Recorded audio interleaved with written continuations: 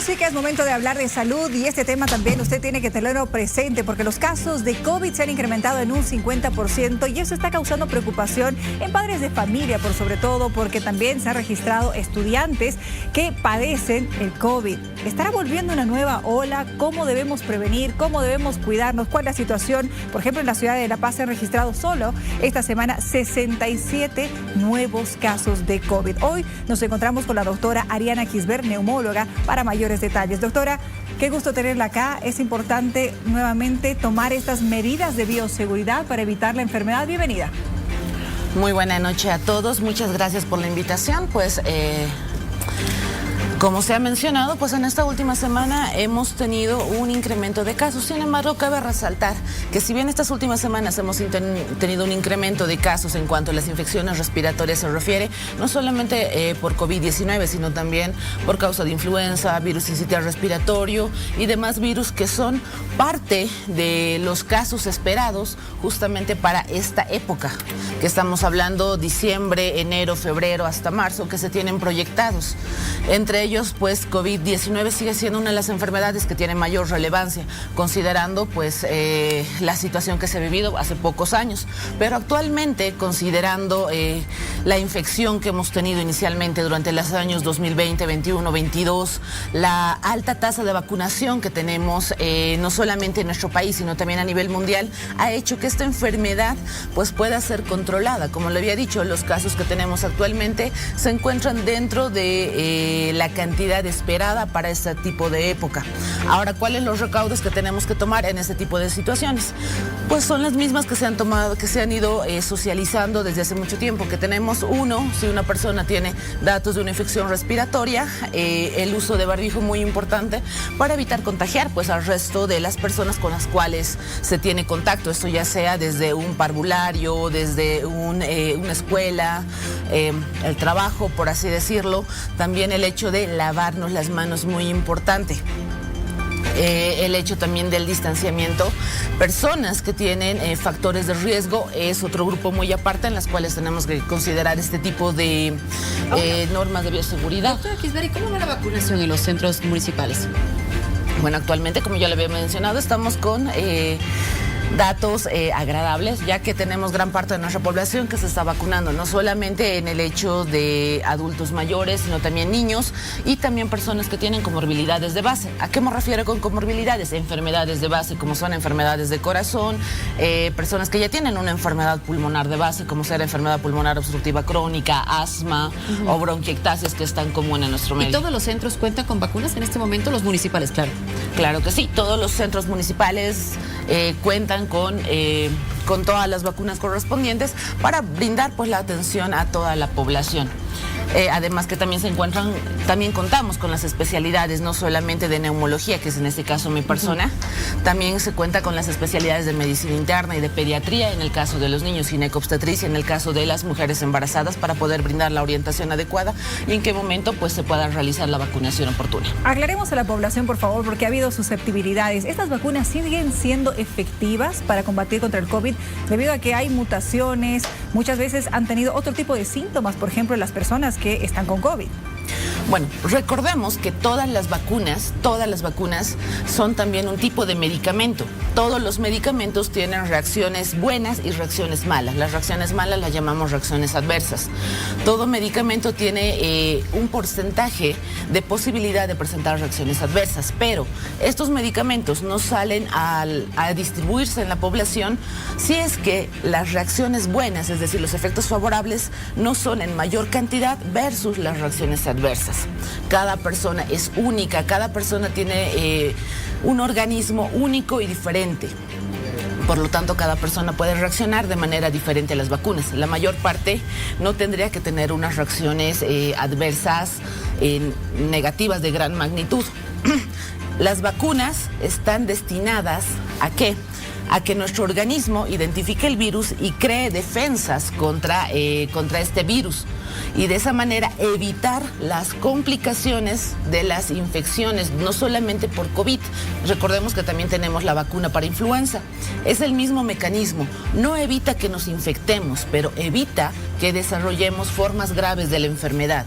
Podemos infectarnos 1, 2, 10, 50 veces, pero el propósito de estas vacunas es que no tengamos las formas graves. ¿Cuáles son las formas graves? Entre ellas las principales, pues tenemos una neumonía y en el peor de los casos algo que se llama síndrome de distrés respiratorio agudo. Doctora, ¿qué hacemos con la recomendación para las clases? Evidentemente, quienes somos papás y tenemos niños en etapa escolar, decimos, bueno, empiezan las clases y empiezan los resfríos, ¿verdad? Porque hay los contagios masivos. Basta que un alumno llegue con algún síntoma de gripe y ya se contagian todos por la dificultad de seguir estas normas de bioseguridad. Barbijos y las otras medidas que usted nos ha mencionado al inicio de esta entrevista no tendrían que olvidarse en los colegios. Exacto, como ya le había mencionado, si tenemos un niño que está con un dato de una infección respiratoria, pues se tiene que evaluar el estado de gravedad para uno, poder quizás evitar que el niño vaya al centro para evitar justamente, como dice, que esta infección se disemine, porque estamos hablando de un virus. Un virus se disemina rápidamente. También el hecho de utilizar los barbijos, que es parte del distanciamiento, el lavado de manos. Nos recordemos que también la alimentación es muy importante en todos los casos. Si tenemos un sistema inmunológico apto, es decir, con una alimentación adecuada, pues que la enfermedad progrese y llegue a formas graves, pues va a ser menos probable. ¿Está expresando una nueva ola de COVID-19? Y si es así, ¿estamos preparados para combatirla? Bueno, llamarlo específicamente ola no se podría denominar de esa manera, como lo había mencionado. Actualmente las infecciones por COVID-19 se han convertido en parte de las infecciones esperadas en este tipo de, en nuestro caso, en este tipo de temporada. Y la cantidad de casos que se están reportando, pues estamos todavía dentro de lo esperado, no han sobrepasado nuestros límites. Así que llamarle una nueva ola no se puede decir exactamente. Sí estamos con incremento de casos e infecciones respiratorias, pero estamos dentro de lo esperado, no estamos sobrepasando esa capacidad. Y como se había mencionado, ya el hecho de haber tenido una infección masiva desde el año 2020, la vacunación ha hecho que el sistema inmunológico de varias personas pues se fortalezca. En tal sentido de que actualmente la tasa de letalidad es pues entre 1 a 2%. Y la tasa de recuperación está mayor al 97%. Por ende, podemos decir que no estamos con las cifras que habíamos tenido inicialmente para el año 2020-2021. Ahora, doctora, entendiendo que por el momento usted nos dice es una situación controlada, es lo que estamos viendo con la cantidad de casos, pero le hago una consulta y esto específicamente para el municipio paceño, que es donde usted está en este momento. ¿El municipio está preparado en caso de que puedan generarse un mayor índice de mortalidad, de contagios y de casos graves de COVID-19? ¿Estamos preparados en el sistema de salud municipal? Mire, el caso que hemos tenido para inicio de la enfermedad nos ha dado las armas para poder prepararnos. En ese momento estábamos con el hecho de tener una enfermedad completamente nueva, en la cual desconocíamos incluso cómo iba a progresar esta enfermedad, qué tipo de tratamiento teníamos que darle. Actualmente conocemos la enfermedad, ya se tiene pues una experiencia amplia al tratar este tipo de casos, tanto desde leve, moderados, incluso hasta el caso de severos en los distintos niveles de atención. Y recordemos que el Hospital de la Portada ha sido desde un principio un centro centinela COVID. Entonces, todo eso nos ha dado las armas para poder combatir esta infección. Si una vez más tuviéramos pues mayor cantidad de los casos esperados. Muy bien, para terminar, por favor, doctora, las recomendaciones, evidentemente, para que podamos acudir a la vacunación, pero también para qué deberíamos hacer, cuál es el protocolo, el tratamiento que se debe seguir en caso de que tengamos COVID y, por ejemplo, los bebés que no pueden recibir esta vacunación, ¿cómo deben ser tratados? Muy bien. Recordamos que la infección por COVID-19 es una infección viral. El tratamiento está más basado en los síntomas, en los signos y síntomas que tiene el paciente, ya sea un bebé, ya sea un niño o sea un adulto mayor. En las formas leves, pues el tratamiento igual sigue siendo sintomático. Si tenemos fiebre, pues damos medicamentos para la fiebre. Obviamente es muy importante la hidratación, la alimentación adecuada. ¿Para qué? Para fortalecer. Es nuestro sistema inmunológico quien va a combatir la infección. Obviamente las vacunas también son muy importantes. Habíamos recordado, las vacunas impiden o nos ayudan a evitar estas formas graves de la enfermedad.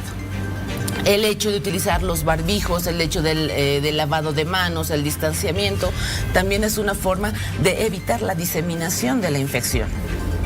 En cuanto a los niños se refiere, uno de los datos de alarma, sobre todo en los bebitos, es el hecho de que estén aletargados. ¿Qué significa? Los bebitos generalmente son muy activos, están llorando, están moviéndose constantemente. Cuando estos bebitos ya dejan de moverse, están como más disminución de la actividad, es un dato de alarma. El hecho de que estén más agitados, ¿qué significa? Que estén respirando mucho más seguido, también es otro dato de alarma.